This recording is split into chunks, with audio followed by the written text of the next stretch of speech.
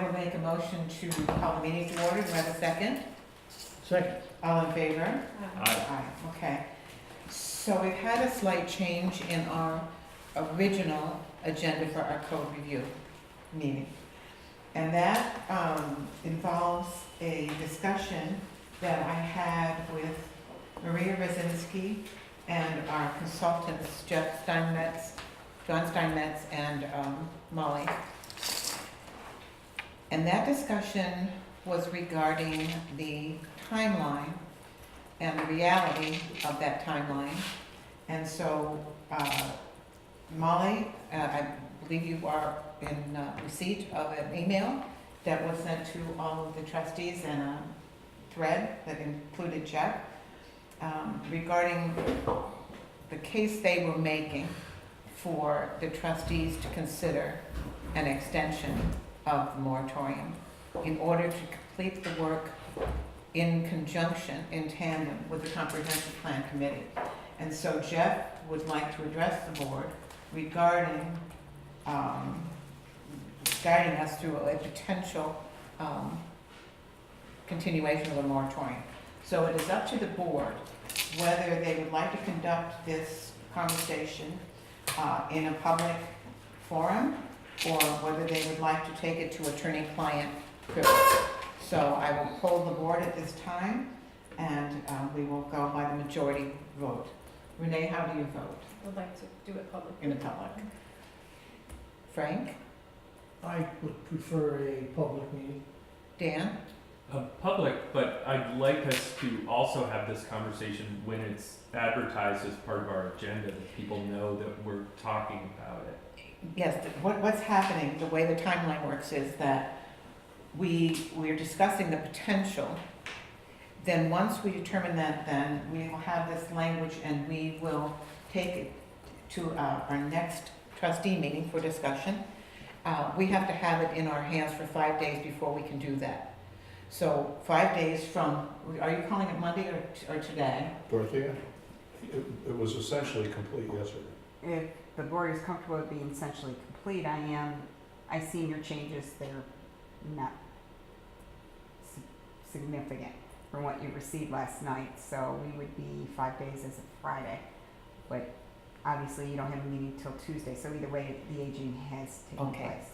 So the next step would be, then we would have a public hearing, and potentially on next Tuesday, and we would just, that public doesn't age it hearing. enough? No, the aging has taken place, but I have to get the public hearing to the paper. That can't happen. I misspoke. We're Yep. discussing Right, at that meeting setting the whether public we want to take it to public hearing. Then that will be a public meeting. So does that answer your Yep. question? Yep. Okay. So then it will go to public hearing at a date that Dorothea will tell us. It would be May 14th. Okay, and that would be the public hearing, and I think we are going to discuss this in public. I vote yes. And so Jeff, if you would explain. This came to me, and I guess I'm not trying to be picky, but I thought the board wanted some guidance in and around code modification, comp plan conclusion, moratorium, as I thought there might be some confusion. So I talked to Lily and Bob about bringing the board up to speed, and I think that's why I'm sitting here, is that there was a decision that maybe the board needed some legal advice on this. I think the starting point is that code changes have to be in conformity with the adopted comprehensive plan. If you are specifically doing an amendment to the comprehensive plan in order to receive guidance about code changes, then it would seem to me that you would want the comp plan amendment concluded before you adopt any code changes that are going to be driven by that comp plan. I understand it's sort of a tandem process, but still, in all, it's being driven by, or should be driven by, either the current comp plan or what you know about the modifications. So, that being said, you could, and I really wasn't aware this was contemplated, you could do some procedural or modifications to the procedural section, because that wouldn't be changed by the comp plan. But it sort of feels like seeker segmentation if you do the procedural stuff ahead of the zoning code changes. So from a seeker perspective, and really from a good, clean process perspective, you would really do all the code changes at once. You do one seeker thing, you do one public hearing, or however many public hearings are required, but in the same context, and then you do whatever you want to do. So the question is whether or not, so that's how I think the comp plan amendment ought to flow with the proposed code changes. The comp plan amendment should be concluded first, and it doesn't have to be by a matter of months, it can be a matter of hours. You know, you're going to take the comp plan committee report, and you're going to then, by the time you get there, we'll have worked presumably with the comp plan committee, so you'll know what code changes you're going to make, the zoning code changes you're going to make. So that's, I think, the linkage between those two processes. The moratorium issue is distinct but related from that topic. You have enacted a moratorium in the fall of 2017 for a period of 1 year. That moratorium had built into it the possibility of 1 6-month extension. My first concern was that if you're contemplating doing an additional extension, is that violative of that local law and therefore making this whole thing more subject to challenge? And I ran it by Wade Beltramo, the chief counsel of NICOM, and he is convinced that's not a risk. That it makes it more, the moratorium more vulnerable challenge than it otherwise would be. So the next question is, extending a moratorium, have you worked diligently, or is this merely a delaying process to keep a specific development or specific developers at bay? And from what I've gleaned in the last day or so, it looks like there's been some pretty diligent work on both the comp plan committee part and on the board of trustees part with regard to the code change. I mean, you've worked pretty hard on this stuff. I think the comp plan committee has too. So I don't think that the proposed or prospective 4-month extension to the moratorium will make it subject to challenge on the basis that you're just delaying and stalling, because that doesn't appear to be the case.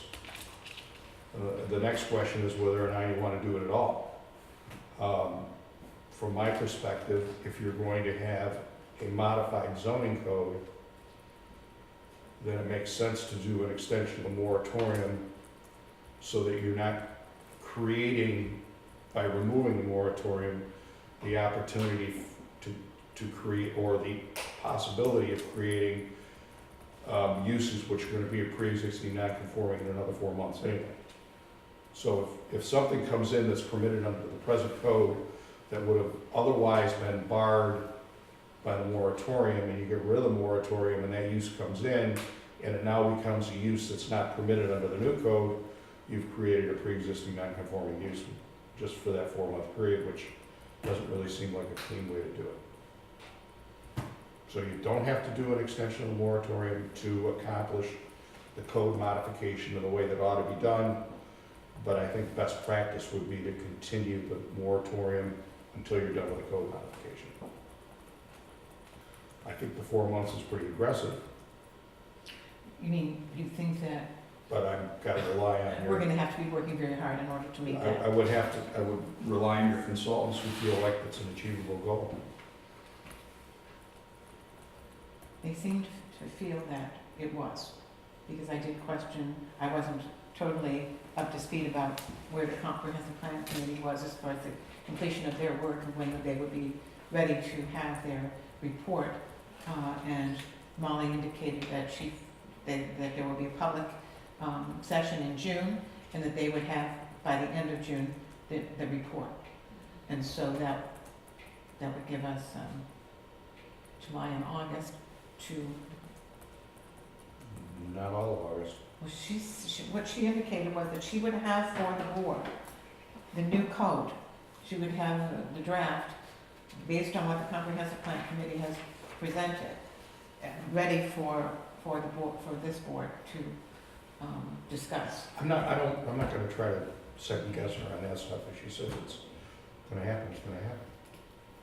But it's pretty aggressive, pretty tight, which I think you would wanna have in this case, because you've already gone beyond the first 6-month extension, so I think that just lends credibility to the fact that you're trying to get it done in as timely a fashion as possible. So would September 1st be a possibility? I mean, maybe it would give us a few weeks of comfort. So what you're trying to do, well, it would, September 15th now, Oh, it is September 15th. but what you have to do is have it all published to the county, seeker done, so that you can meet a public hearing on September 15th. So it doesn't have to be passed on September 15th, but we have to have Yes. a public hearing. It does. It Yes. has public hearing and adoption on the same night. If that's, Yeah, that's typically what you That have would be done the with deadline. your public hearings, so yes, you So need hopefully we to have it before do it that. on May Okay. 15th. All right. so that's why I'm concerned about the tightness, but I think there's, the advantage of the tightness is it shows due diligence that you're continuing to work hard on this. Okay. Does the board have any questions after the siren goes off?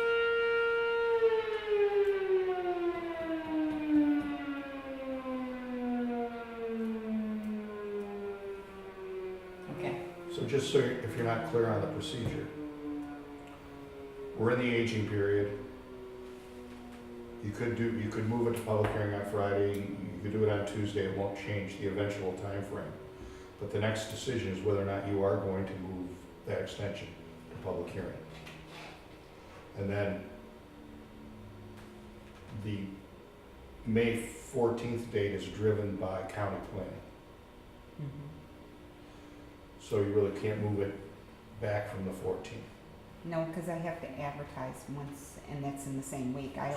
It could very well be county could finish their decisions in a couple weeks, but I can't You're already promise it. publishing, you're already, the publishing board. I'm stuck to the publishing. This also has to go, the LWRP has to happen as well, right? No, no problem. We've never done an LWRP for a moratorium. For zoning, or more, not the moratorium certainly. For the code, I'm sorry. In your timeline, you were talking about, the seeker process. Whether that would be an action, it probably would be, but I'd look at that. Which would only lend weight to the fact that it's a really aggressive timeline.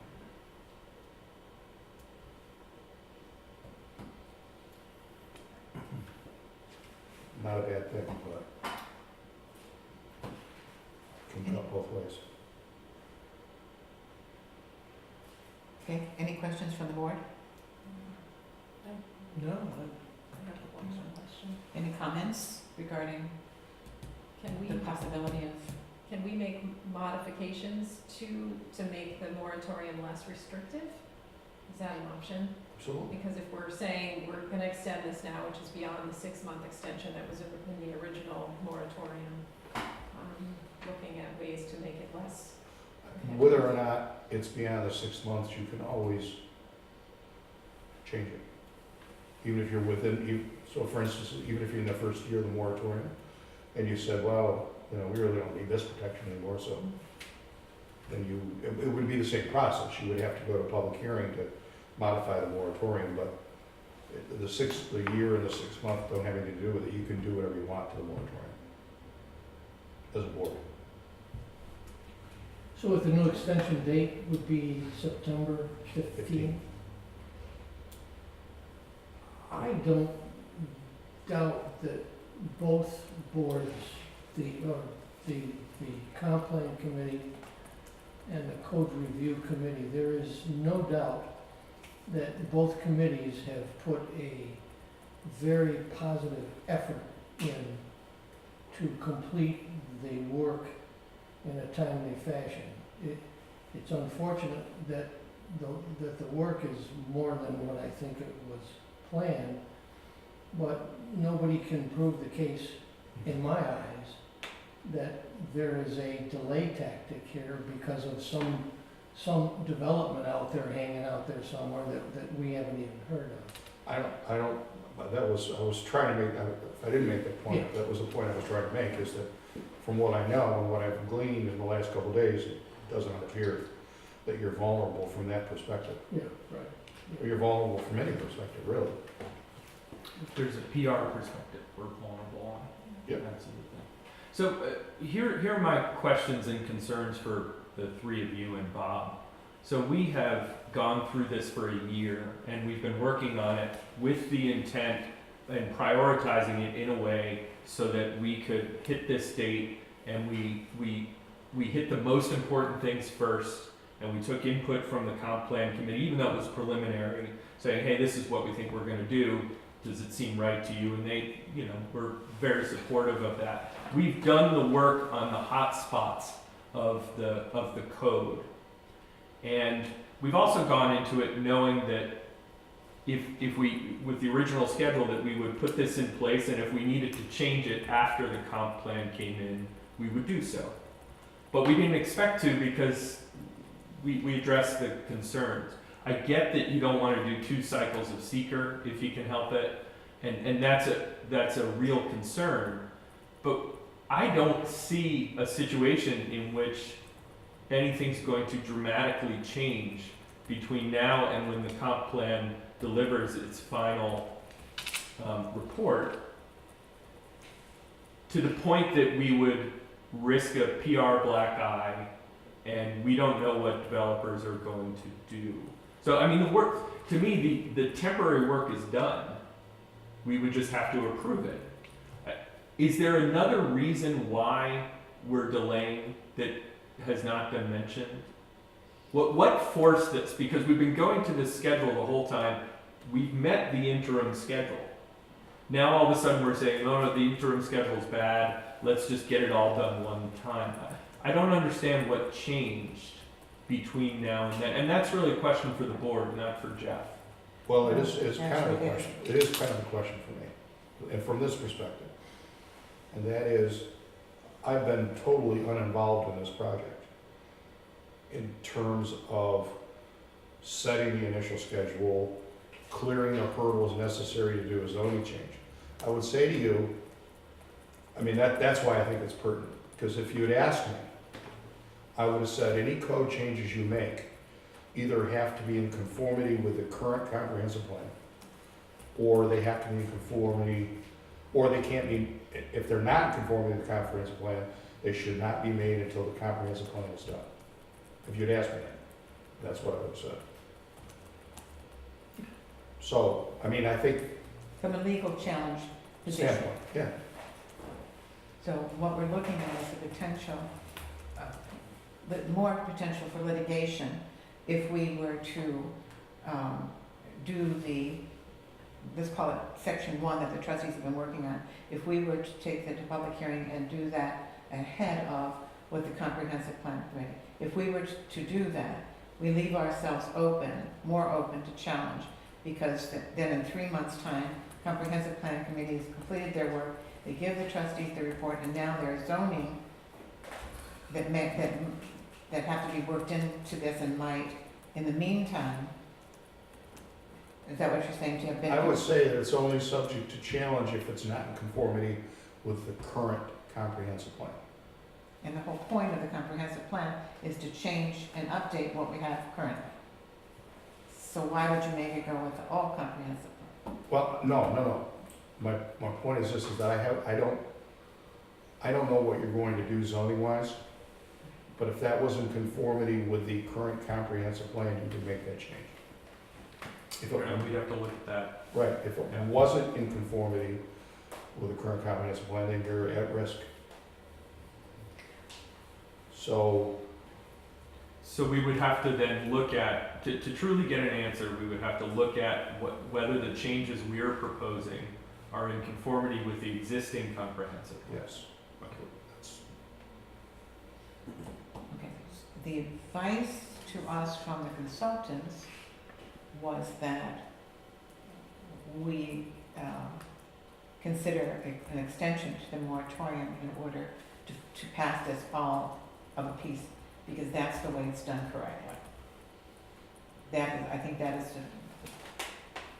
It's, essentially what they were saying to us in the email. you can, there's a real problem with the segmentation. If it's determined to be segmentation, then you're doing seeker twice for really essentially the same project. That's kind of a problem. I think that's what they were talking about. Can somebody answer how this came up? So when I began, Well, just, you know, did this come, This came to me from an email from Lily to Molly wondering if there was a problem, and then Molly's response, and then her proposed moratorium is how I got involved. That's how I know about it. her proposed moratorium, what do you mean? Well, the resolution she sent out yesterday that was really not in the form of a local law. But she had already done all that. I mean, she'd had all the facts in there to support the extension of the moratorium. So this is really, I started working on this yesterday. Okay. Okay, and I don't want to be hasty to come, because you started working on it yesterday. We even talked to Molly and John about this. We need to do a little research on whether the conforming, whether the existing the changes that we're thinking of proposing would conform to the existing comp plan or not, leaving us exposed. And That's a key factor in all this, and we don't know the answer to it. I still think you might have problems with the seeker segmentation issue. It's not as substantive, but it is a procedural issue. That you're not supposed to separate the reviews into the seeker review that would drive, or that would be in advance of a code change, and the seeker review that would be in advance of another code change. We don't know that there will be two. It's entirely possible that we pass, so we've done all the work. It's possible that we would pass it and then never change it again. I think there's a pretty clear linkage, at least from what I can discern, between the comp plan work and the code changes. So whether or not you ever do another code change, you're gonna be adopting or accepting a comp plan report, which is a seeker deal, so you would be segmenting. It just makes it, it's just not as good way to do it.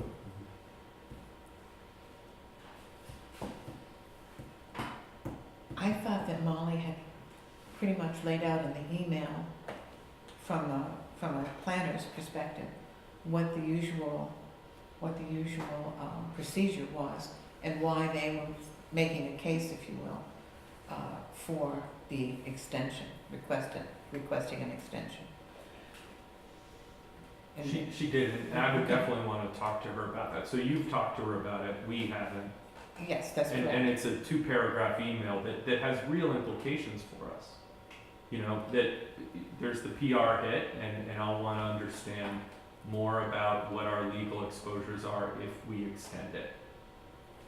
Okay, I think that Jeff is the person to address that question. That's it. What are, What our legal exposure is if we by extend. extending it, I don't see a winnable challenge, which is different than saying it's not possible to challenge. The question is, would you be successful in the defense of an extension? The answer, I believe, to be yes. You would be successful in defending any challenge to the extension.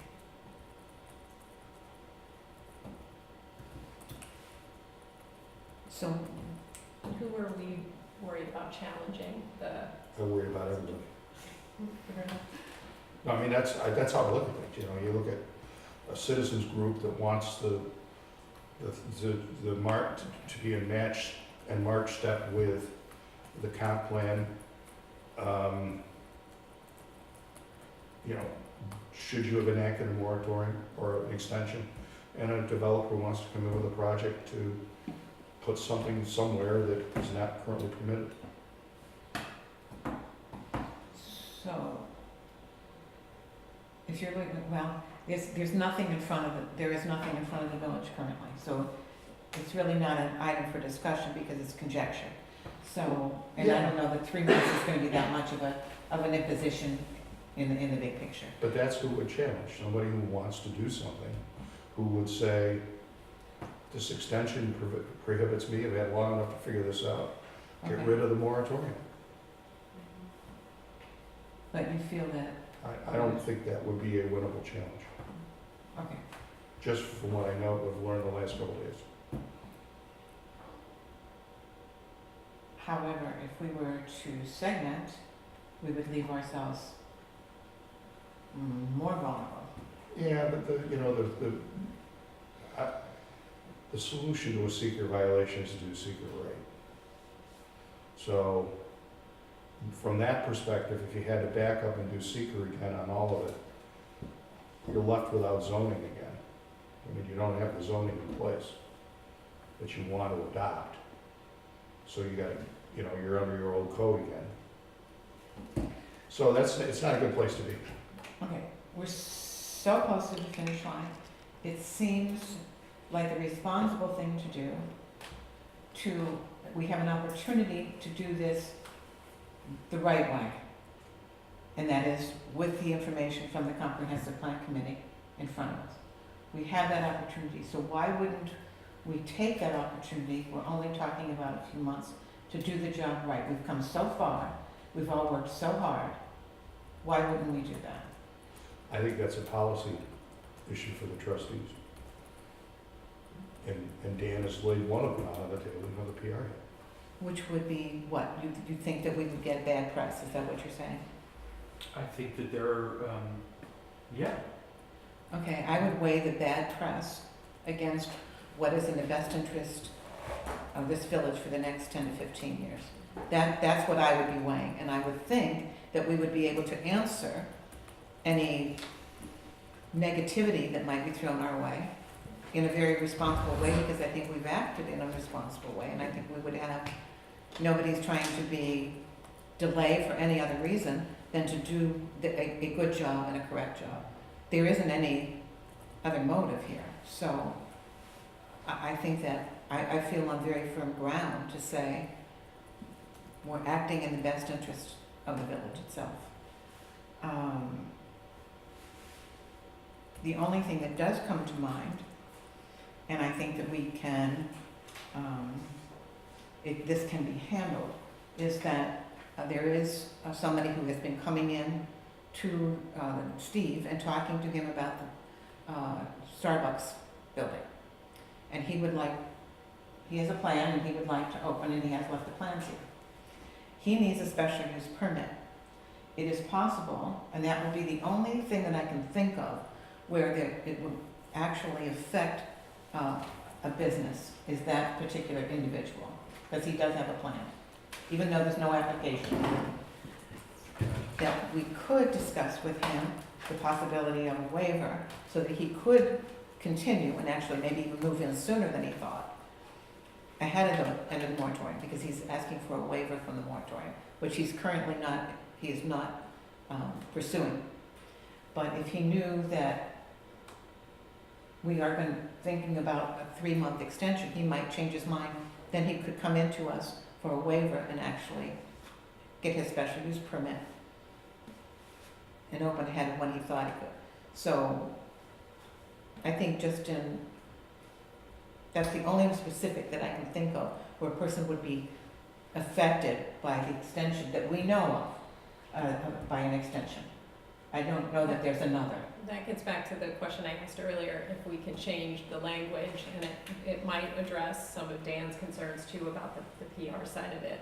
If we can make it less restrictive so that we're still accomplishing what we want to accomplish with getting the comprehensive plan finished and getting the code update.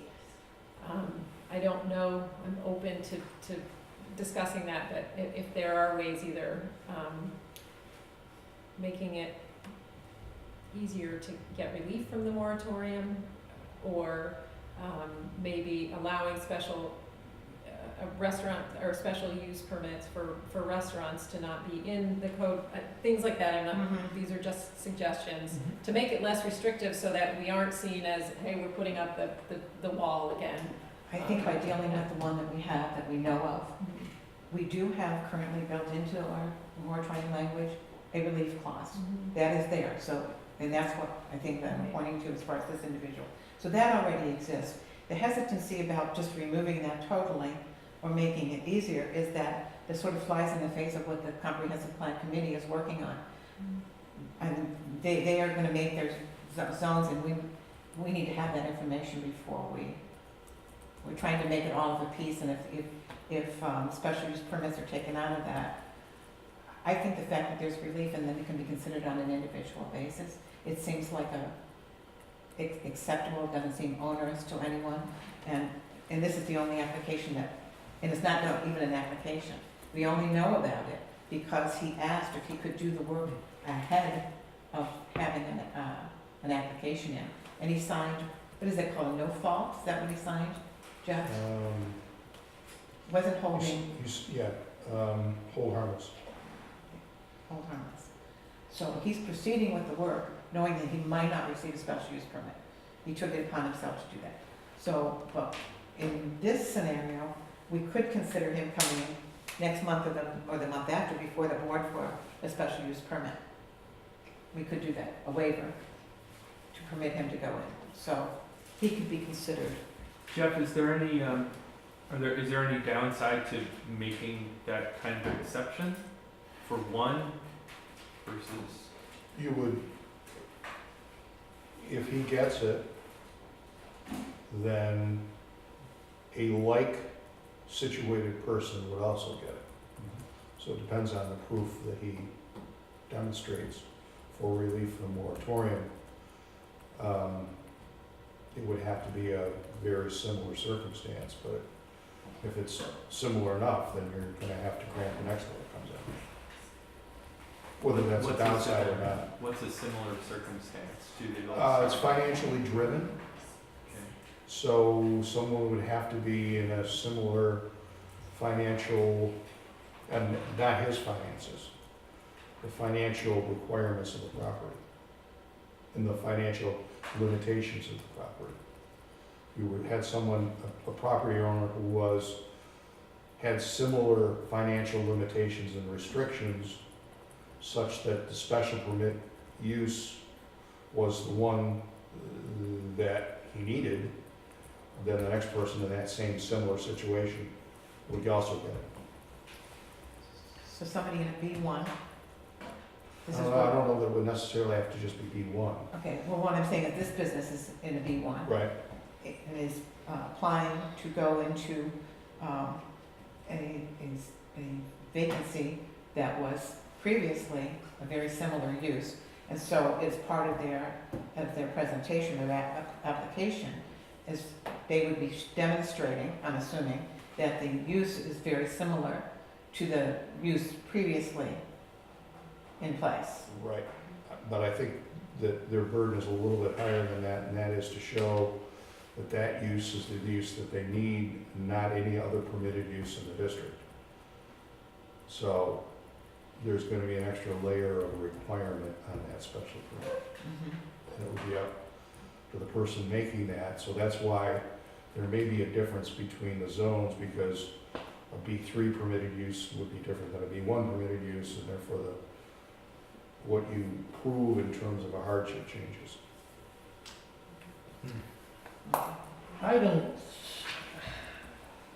I just don't see the possibility of a PR problem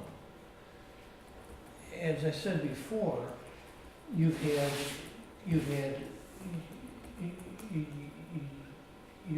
two hard-working committees with a proven track record of the hours that they've spent working on this.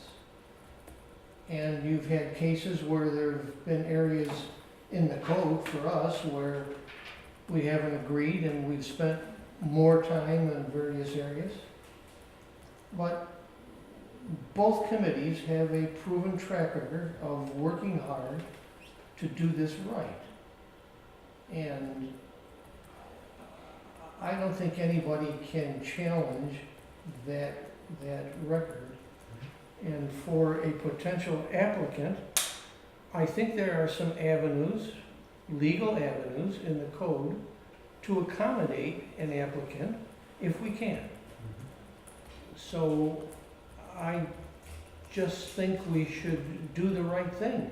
You know, at one point, somebody looked at it and said, we've got a lot more to do. We've got a lot more coordination to do between both committees. And there's not enough time. And we have to extend it to do it right. And I don't see a problem with that. And anybody who's gonna challenge that is not gonna score any points. But I agree with that. I guess the part I'm having trouble with is I really don't understand the origin of why this came up now. I mean, we've been working this way for a year, and I just don't understand at the 11th hour, right before we're about to do this, it's two The trigger. paragraphs from Molly, Yes. but Molly's referencing a conversation with Maria that happened, and I don't know anything about that. And I just don't understand the origin of this. Okay. Not Maria, but yes, Maria at one point as well. Molly had a concern after our last meeting. We were talking about the B4 design standards. We asked her for them, she brought them. But she indicated at that meeting, if you'll remember, that she said, I have a concern about this, that you're doing this ahead and taking it out of context of the Comprehensive Plan Committee's work. So you're piecemealing it by saying, we're just gonna take this one district here and we're gonna add it to the administrative pieces that you've been working on, and we're gonna bring it over here, even though the Comprehensive Plan Committee has not. She was uncomfortable, but she was directed to do so by the mayor. He had concerns regarding B4, so he asked for a meeting. I think you were here that Saturday. Tom Cummings was here. I think you were here, and I was here. But Bob was not. So his intent, I believe, was to speak to the Comprehensive Plan Committee chair regarding where they were with that sub-plan, the sub-area plan for the B4 district, Shane Alley piece of. And he wanted that brought in so that we dealt with it as part of what the part one. He wanted it put in, taken out and put in with that. So she did it because she was asked to, but she said, I feel very uncomfortable with this as we're doing these design standards. And beyond that, I'm looking at, now you're pointing out to me that there are different development patterns in the Northfield Common area as to the Shane Place area. So now you're talking about even further design standards that are different. And you need a lot of work. And you're not gonna be able to complete that work within the time frame that you've indicated that you're working under. That you need to take it to public hearing. There's probably gonna be some controversy. You want to accommodate that before you can adopt it. You ran out of time. You don't have time. And that's what she said. An alarm bell went off. She's our consultant. We've paid her to let us know. So Maria Rosinski, I think, whom you've met, she's come to some of the meetings, she's a planner.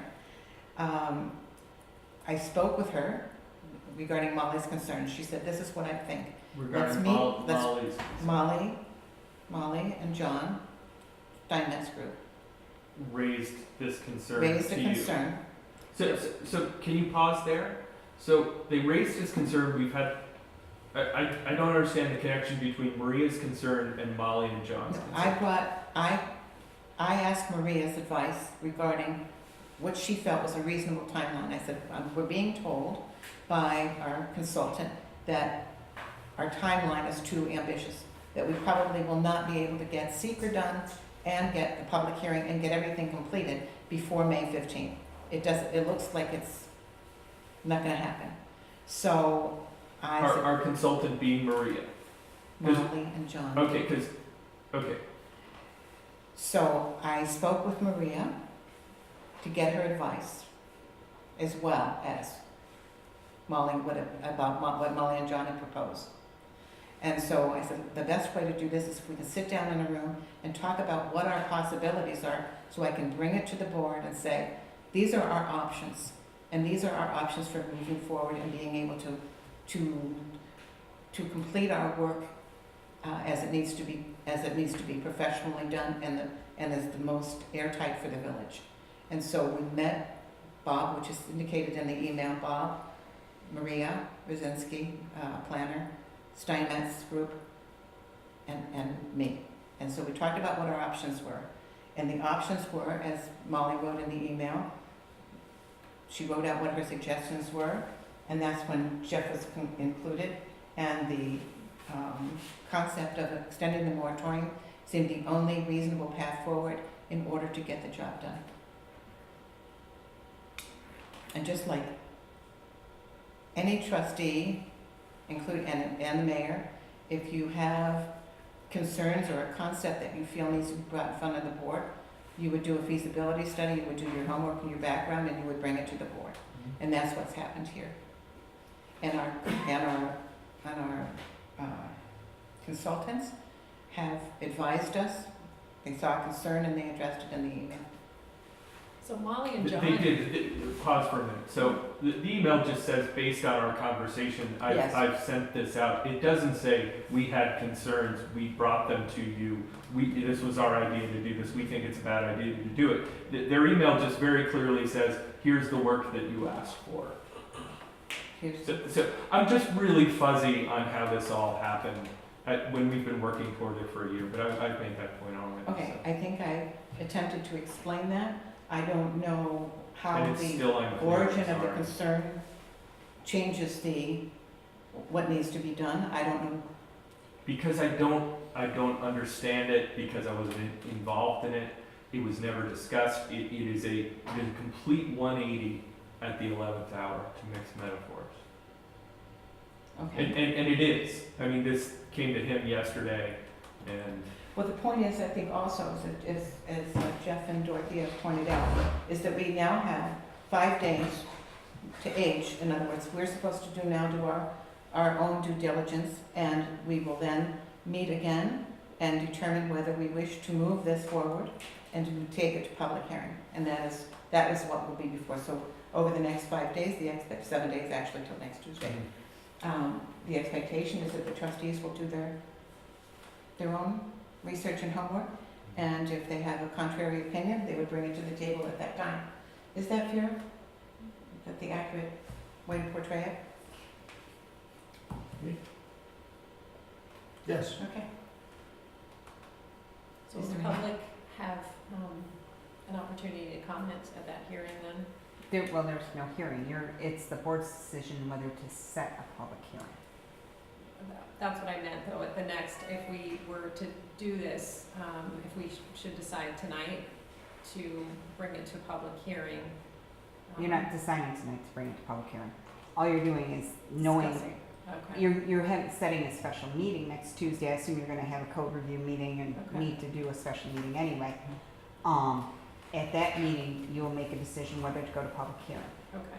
It's the board's option. If they want to hear from the public without going to public hearing, that's always up to the board. But there would be a official hearing where they would have it, and that would be on May 14th.